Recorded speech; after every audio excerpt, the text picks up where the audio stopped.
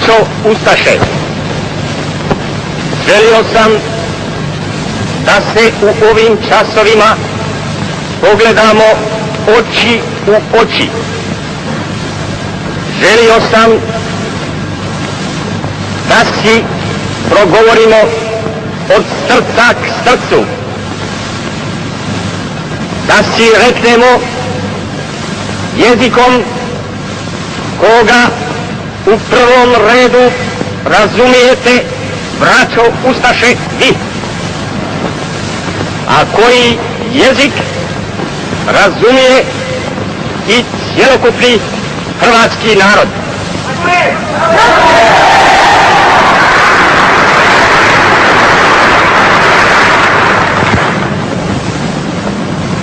Ima ih moguće, hvala Bogu malo, a tko znade da to uskrsnuće nije došlo preko noći.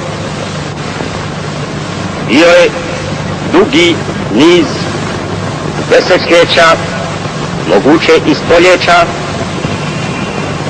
priprava za to hrvatsko narodno i državno uskrsnuće. Kroz vjekove, u vremenu ropstva, u vremenu okrnjene slobode, hrvatski je narod davao iz svoje sredine sinove koji su bili preteče, koji su pa i čitave svoje živote radili i borili se za ono što mi danas imademo. No,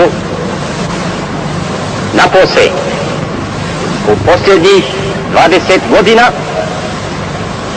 hrvatski je narod dao iz sebe borce, dao iz sebe sinove koji su pripravili zadnje puteve, koji su učinili zadnje čine, zadnja djela za potpuno oslobođenje hrvatskoga naroda.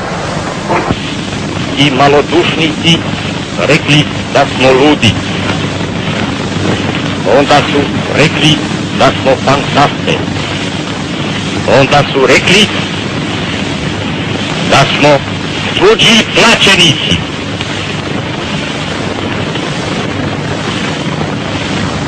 Braćo ustaše, danas su oni luđaci, danas su oni malodušnici, danas su oni tuđi plaćenici, a mi smo nezavisna država Hrvatska.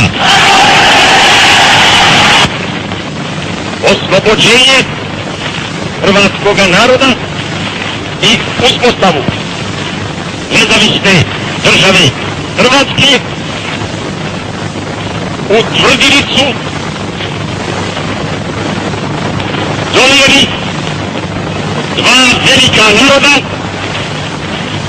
države osovine od svojim dvama velikim vođama.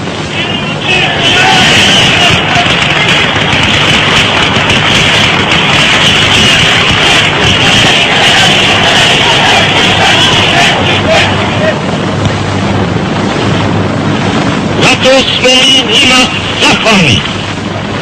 Zato će im hrvatski narod biti vječno zahvalan.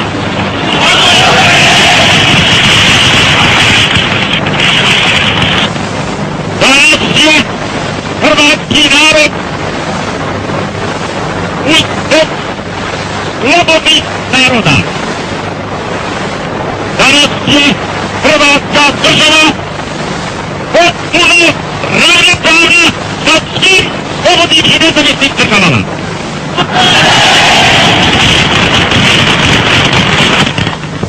Mi smo u tom doprinijeli i koju žrtvu. U narod koji nije kadar podnijeti žrtvu, nije kadar niti živjeti.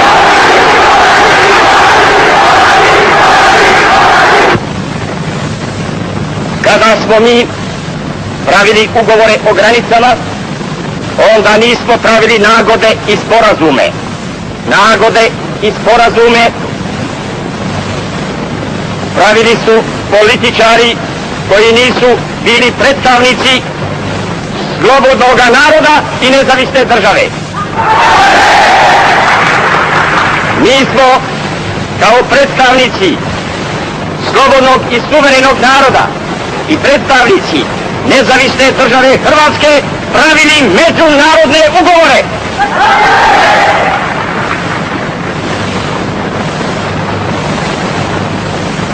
Ja vam mogu reći da će uskoro i ostale granice biti riješene i postavljene, i to na veliko zadovoljstvo cijeloga hrvatskoga naroda.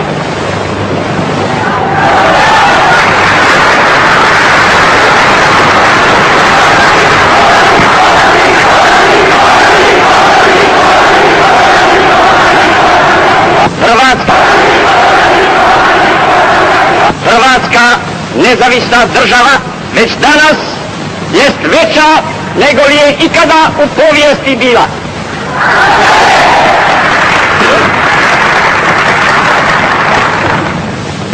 Ja sam uspostavio krunu Zvonimirovu. Ona je danas nosioc hrvatskoga državnoga suvereniteta.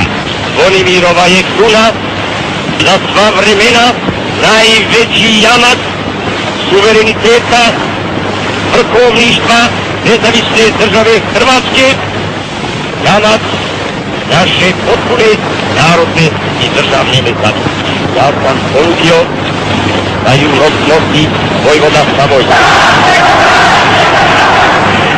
jer sam znao da je najdostojniji.